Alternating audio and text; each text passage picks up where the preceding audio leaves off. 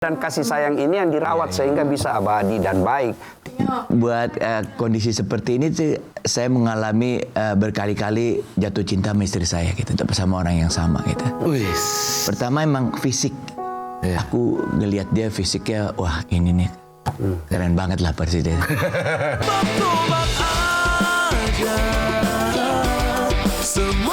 Ada paman saya juga sebelum meninggal dia sudah tahu.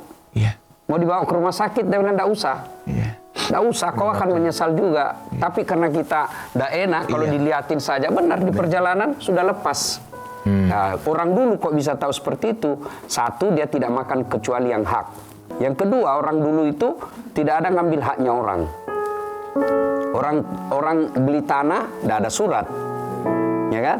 Tidak ada. Dia cuma saling kepercayaan saja. Dan ada saksi. Tidak pernah bohong.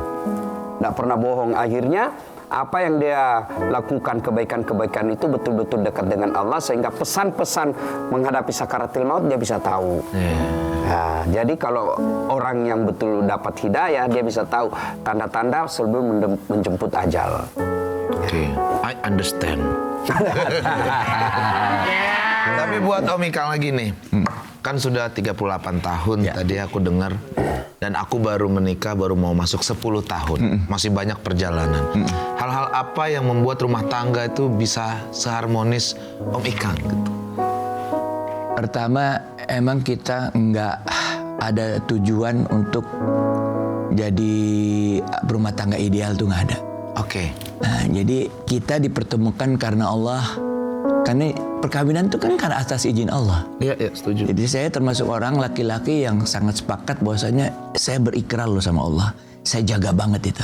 Pasti yang namanya rumah tangga itu turun naik itu pasti. Iya. Tapi kalau emang tujuan kita besar seperti itu, bertahan dan kita merasa saling memiliki dan klop dan saling butuh dan saling memberikan kontribusi, kapan lagi kita bisa dapet tim yang lebih baik dari itu gitu kan ya.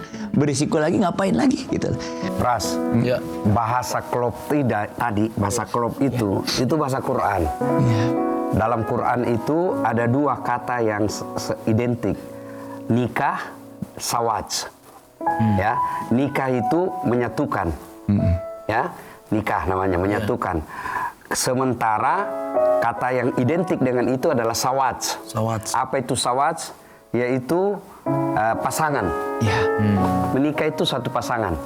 Pasangan itu tidak akan sukses tanpa pasangannya. Ya, Kang Ikang kasih saya sepatu, harga 30 juta, tapi cuma kanan, tidak ada kirinya. Mau pakai kira-kira, begitu pakai, sudah gila ini orang. Berarti harus ada pasangan. Memang, jadi suami sukses itu karena ada pasangan dukungan dari istri. Istri itu sukses karena ada dukungan pasangan dari suami. Makanya betul sekali Kang Ikang tadi katakan bahwa separuh hidup saya rasa goyang. Pasti 30 tahun lebih bersama, 38 tahun. 38 tahun tiba-tiba hilang. Nah, perlu kokoh kembali. Nah, bagus tadi istilah saya ini, rapatkan kembali, kita bentuk tim. Rumah tangga itu tim. Ya, ada timnya, ibarat sepak bola, ada tim.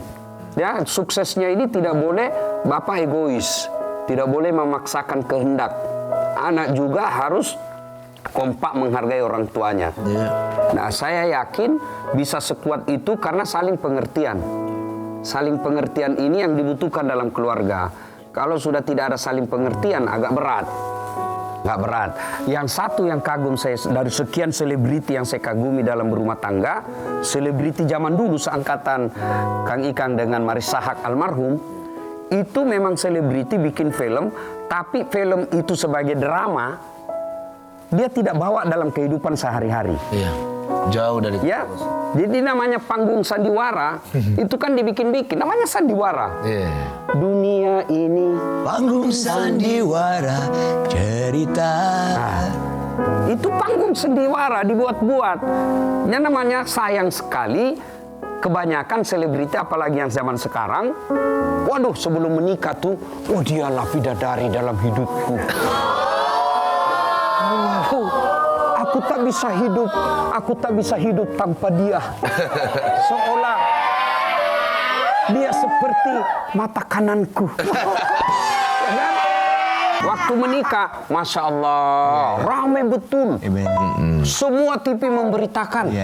Semua toko-toko ada kembang di situ, ikut samawa. Baru 2 tahun saling menghina di medsos, saling memaki. Nah, kenapa? Karena pola rumah tangga yang dia tidak bina dengan agama. Dengan agama. Dalam rumah tangga itu modalnya yang bahasa Qur'annya itu samawa, sakinah, mawaddah, warahmah. 3 ini tidak bisa lepas. Sakinah itu bahasa Indonesianya ketentraman jiwa. Ini ketentraman jiwa penting, ya, biar dia kaya, pejabat, tapi kalau tidak ada ketentraman jiwa dalam rumah tangganya, pasti tidak bahagia. Sakinah, mawaddah, warahmah, cinta dan kasih sayang. Cinta ini pasti ada masanya. Ya kan? Cinta itu selalu identik dengan wajah yang cantik, fisik yang aduhai. Jangan ribut. Tapi ini pasti ada batasnya. Ya, 17 tahun, sweet 17. Kalau dia tersenyum, 1 RT terpesona. 17 tahun, balik angka 17. 71. Tersenyum, cucunya lari. Maka ditopang oleh yang kedua, kasih sayang. Kasih sayang itu ibarat orang tua ke anak. Itu abadi. Kalau kalian menikah hanya modal cinta, pasti perselingkuhan akhirnya. Ya, karena cinta pasti pudar. Makanya tidak ada nenek-nenek, kakek-kakek cinta-cintaan. Kasih sayang. Yang ada kasih sayang. Nah, saya yakin cinta dan kasih sayang inilah yang dirawat sehingga cinta dan kasih sayang ini yang dirawat sehingga bisa abadi dan baik. Buat kondisi seperti ini tuh saya mengalami berkali-kali jatuh cinta sama istri saya gitu, bersama orang yang sama gitu. Pertama emang fisik. Aku ngelihat dia fisiknya, wah ini nih keren banget lah presiden. Tapi pada saat milih dia, pengen banget sama dia, jadi pada saat kita dapat kesempatan syuting bareng, aku nggak milih-milih lagi tuh, langsung oke deh, nggak tanya honor lagi, langsung oke, jadi pasangannya dia. Orang lain pada saat break itu kan biasa ngobrol, gibah, apa gini. Dia ngaji, sholat ngaji. Waktu itu saya masih belang bonteng, Ustadz. Nauzubillah. Tapi saya harus akui saya nggak sebaik itu, masih nggak ya, kadang sholat kadang nggak. Mungkin ada dari Allah gitu ya. Ngeliat kayak gitu, kayak lihat bidadari gitu. Ini penyelamat gua ini. Akhirnya ya aku benar-benar jujur, ini habis lah pokoknya. Dikejar terus. Gimana caranya terus. dia nggak punya pilihan. Walaupun mentok dan begitu. Kenapa? Ada apa sih? Kenapa Ebel? Bagus. Cerita. Lanjutkan silakan Om. Iya, bikin penasaran. Jadi kan jatuh cinta pertama tuh ya umur segitu fisik lah pastinya. Jatuh cinta kedua pada saat dia meningkatkan keilmuan dan kecerdasan dia gitu loh. Itu aku benar-benar merasa punya istri yang layak benar jadi pendamping kita. Jadi bukan benar-benar jadi tim lah gitu ya. Aku pikir dan dia tuh selalu bilang, kamu imamnya, kamu kepalanya, saya lehernya, kata gitu. Ini dalam lah artinya. Jadi leher ini kan berarti paham dia kapan harus kita noleh kiri, kanan, depan. Jadi di situ saya merasa benar-benar, wah ini ilmu tuh penting lah. Maksudnya di dalam rumah tangga perempuan juga wajib untuk terus menambah ilmunya. Itu buat dia supaya kalau diajak ngomong sama suaminya juga bisa nyambung. Anak-anaknya juga bisa mendidik anak dengan baik. Nah seperti itulah yang aku kekaguman saya berikutnya Mbak Dia. Jadi tambah usia ya beda. Kasih sayang cintanya tuh kualitasnya berbeda. Ini perlu juga dibagi nih, terutama adik-adik remaja yang lagi ngejar sesuatu untuk jadi istri, jodoh.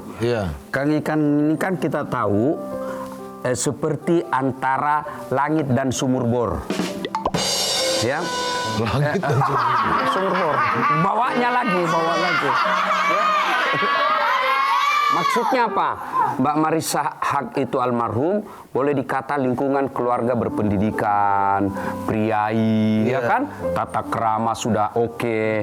Jadi bapaknya pasti berharap yang lamar anaknya dokter, ya, insinyur. Yang ya seperti itulah, kelas-kelas seperti itu. Zaman itu ya. Ternyata yang datang melamar rocker.